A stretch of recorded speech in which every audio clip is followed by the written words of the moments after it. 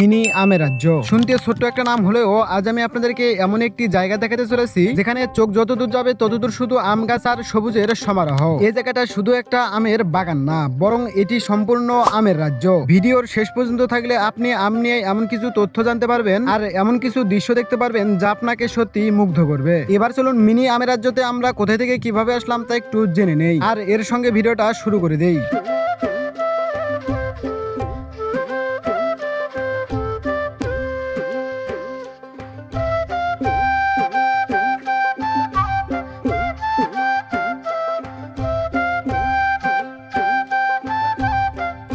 আসসালামু আলাইকুম সুপ্রিয় দর্শক মন্ডলী, আপনাদেরও ওয়েলকাম জানাচ্ছি আজকে আমার ছুটিয়ানা মিনি আমের রাজ্যে। তো বন্ধুরা, আজকের এই সুন্দর জায়গায় যাওয়ার জন্য সকাল সকাল বাড়ি থেকে বের হয়ে পড়লাম। বের হয়ে নিয়ে নিলাম 2 চাকা নামক টাইটানিক হেলিকপ্টার, আর তারপর সেটাকে একটু লাল পানি খাওয়ানো হলো। আবার না খাওয়ালে সে তো আবার রাস্তায় চলতেই চায় না। সবকিছু ঠিকঠাক করে আমরা রওনা দিলাম মিনি আমের রাজ্যের উদ্দেশ্যে। চলুন আমরা সবাই মিলে একসাথে যাই। ঘোড়াঘাট পার হওয়ার পর থেকেই দৃশ্যপট বদলাতে শুরু করলো। দিনাজপুরের ভেতরে ঢুকতেই রাস্তার দুই পাশে দেখা মিলতে লাগলো অসংখ্য আমের বাগান। যেদিকে তাকাই সেই দিকেই শুধু আম গাছ। মনে হচ্ছিল আমরা যেন ধীরে ধীরে আমের এক সবুজ রাজ্যের ভেতরে ঢুকে যাচ্ছি।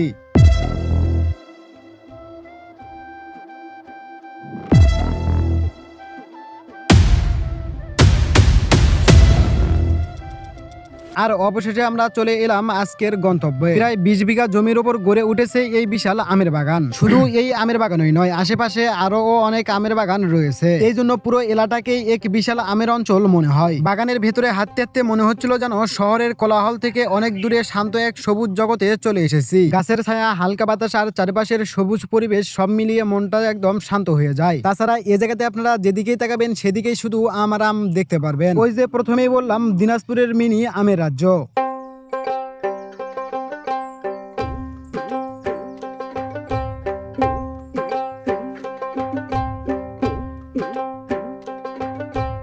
আম এমন একটা ফল যাকে বলা হয় ফলের রাজা।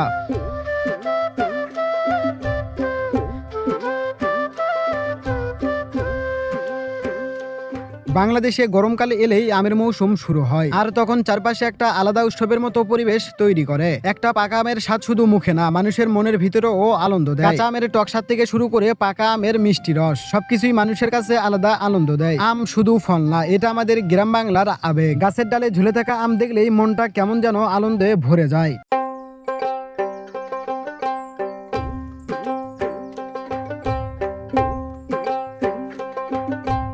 বাংলাদেশে আম চাষ শুধু রাজশাহীতেই সীমাবদ্ধ না, বরং দিনাজপুর সহ বিভিন্ন জায়গায় এখন অনেক সুন্দর আমের বাগান তৈরি হচ্ছে। আর এই বাগানগুলো শুধু সৌন্দর্যের জন্য না, অনেক মানুষের জীবিকা আর অর্থনীতির সাথেও জড়িত।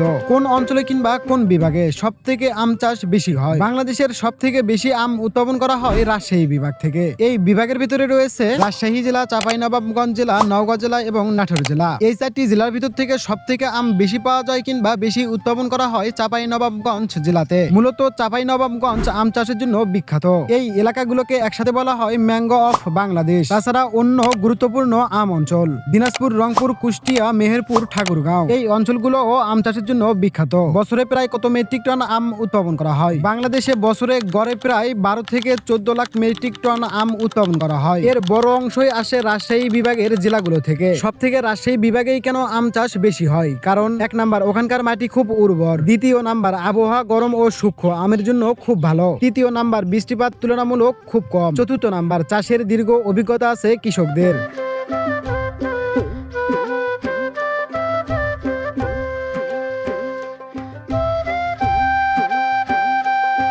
এই মিনি আমের রাজ্য আপনারা আমার ভিডিওতে ভালো মতো না দেখতে পারলেও এখানে এসে আপনারা দেখে যেতে পারেন। সত্যি দিনাজপুরের এই মিনি আমের রাজ্য দেখতে অসাধারণ সুন্দর। তো বন্ধুরা, আজকের এই দিনাজপুরের মিনি আমের রাজ্যর ভ্রমণ এখানেই শেষ করেছি। আবারও পরবর্তীতে অন্য একটা ভিডিওতে দেখা হবে। সবাই ভালো থাকবেন, সুস্থ থাকবেন এবং মন্দ হতে দূরে থাকবেন। আল্লাহ হাফেজ।